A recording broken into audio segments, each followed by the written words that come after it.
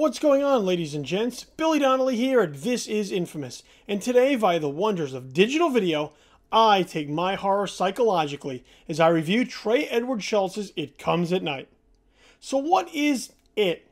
And why doesn't it keep daytime hours? Well, let's just say it revolves around the spread of some sort of deadly pathogen that has forced a small family of three into isolation in order to protect themselves from the threat and maintain their survival. This family is made up of Joel Edgerton, Carmen Ejogo, and their teenage son, Kelvin Harrison Jr. They are regimented. They're careful. They are meticulous in what they do, how they do it, and when they do it, crafting a daily routine that to this point has served them well and kept them alive. However, all of that is put on shaky ground following an encounter with Christopher Abbott breaking into their boarded-up home and looking for supplies. After an intense vetting process as to who he is and what he wants, an offer is made for him to bring his family into the fold, and it is here where the best and worst of men is put on display. While things start out on the up and up, it isn't long before the seeds of distrust are sown, and paranoia sets in that the presence of others may jeopardize the safety of this compound. And that's where the horror sets in, at least for me, in watching the deterioration of someone and everything that may have made them good and decent and compassionate once upon a time.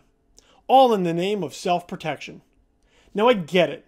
There will be plenty of people who look at It Comes at Night and say, I don't see anything scary here. It isn't overt with its horror.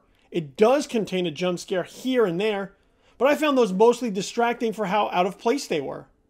However, I did find the bleak landscape of the film and the lengths to which people will go, existing as a shell of their former selves just to survive, to fit quite well into the horror realm, which is fairly wide open and shouldn't be restricted to only one way to frighten audiences.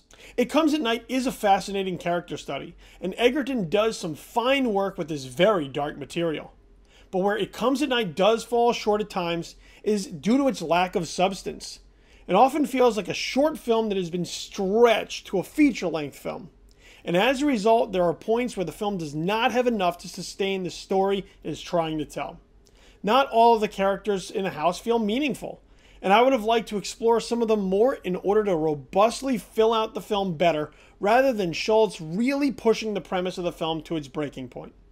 However, throughout It Comes at Night's slow build, what Shults does manage to do, very well might I add, is cultivate your interest in where the story is going. Can Abbott be trusted? Do these new visitors warrant genuine concern? Are Kelvin Harrison Jr.'s hormones going to serve as the powder keg that blows up this potentially combustible situation? I cannot say I was never intrigued to explore what might happen next in It Comes at Night, or how it might affect the inhabitants of this isolated home as they navigate a proverbial minefield of problems. The film can feel thin at times, but it is never not riveting. And as long as you go in with an open mind as to what horror is and can be, you should find It Comes at Night gripping and intense. Thanks for watching, and while you're here, why not go ahead and click right...